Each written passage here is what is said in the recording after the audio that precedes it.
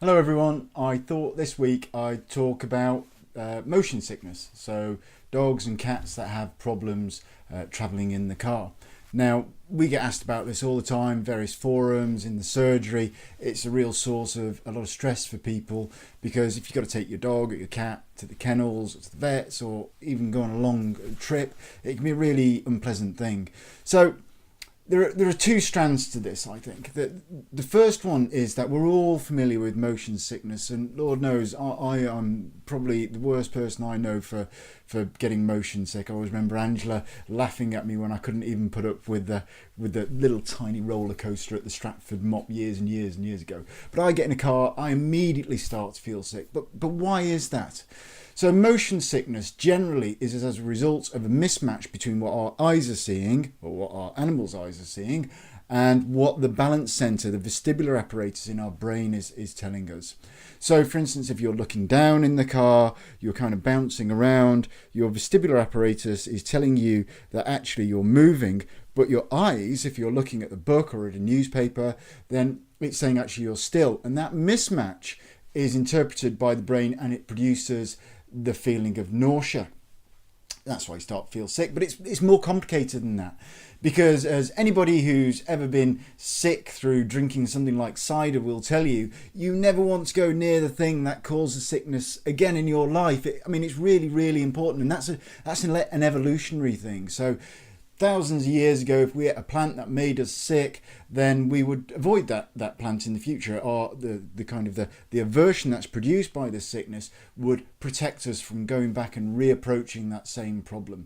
And it's the same with the car. So if you've been sick in the car, or your cat or your dog has been sick in the car, the next time they get into the car, there is a psychological kind of wind up, sort of a keying up to start to feel sick again. So even before the car started to move, I know if I get in the back of a car and it's got that sort of smell, and maybe it's a bit warm and a bit dusty in there, then immediately I start to feel sick, even before the wheels start to turn. So that's like a psychological issue. And in fact, it's very similar to a problem called latchkey incontinence, where if you're ever getting home, you're driving home up the road in your car and you think, oh, I could do with a wee. You get to your front door, you put the key in the front door, and you really need a wee at that point. And nothing's really changed. You've not suddenly produced a lot more urine in your bladder.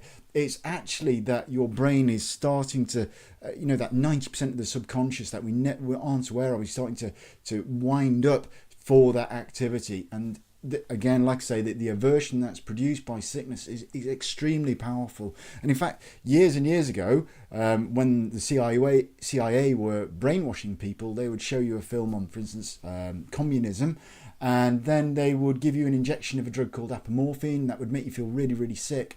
And from then on, you'd start to associate communism with being sick. Same with us, same with our cats and with our dogs. They come to associate the car with being sick. So before we get on to the second part of this, that actual feeling being sick, that nausea, can be treated with drugs. So there are really effective drugs for it. So for instance, when I go out on a boat, there's a little patch that I can wear. With dogs and cats, I find a drug called marapetant, which is, the trade name is Serenia, is extremely good. Metoclopramide, which isn't licensed, is an older drug which is still extremely effective. I know when Angela had morning sickness, she had metoclopramide, and she felt it was like the clouds just parted. And when you feel sick, it is the worst thing in the world. So we can treat the feelings of nausea, the actual physical feeling of it. That psychological side of it is a little bit more tricky. Now, what we need to do is try and break those patterns that have built up. So what we want is for the dog or the cat to have a happy journey, because then that will start to break down the association with being in the car feeling sick.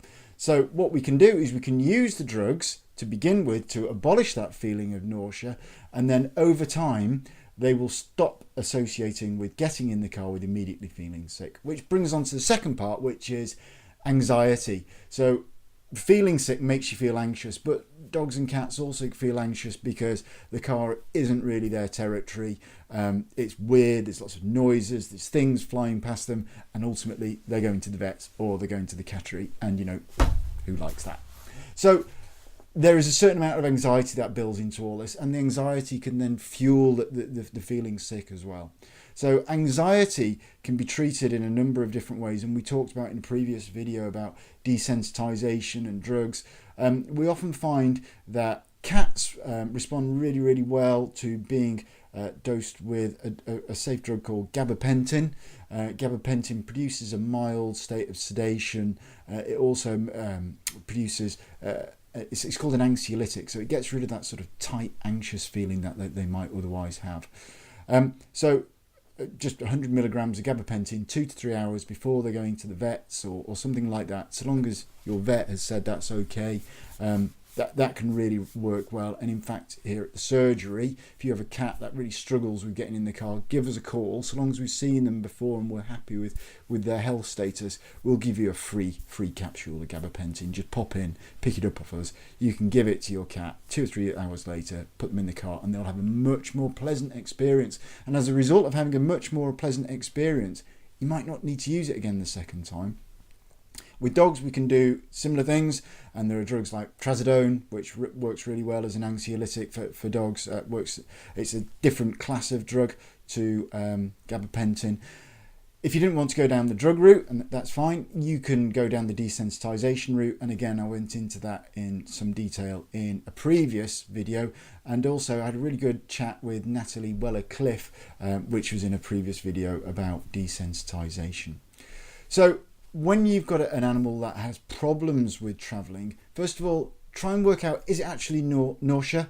Work out, are they drooling? Do they look sick? You'll need to treat that. Or are they actually hopping up and down at the window and barking? Or are they really kind of hiding in the back of their cage or peeing in their carrier? That may be signs of anxiety.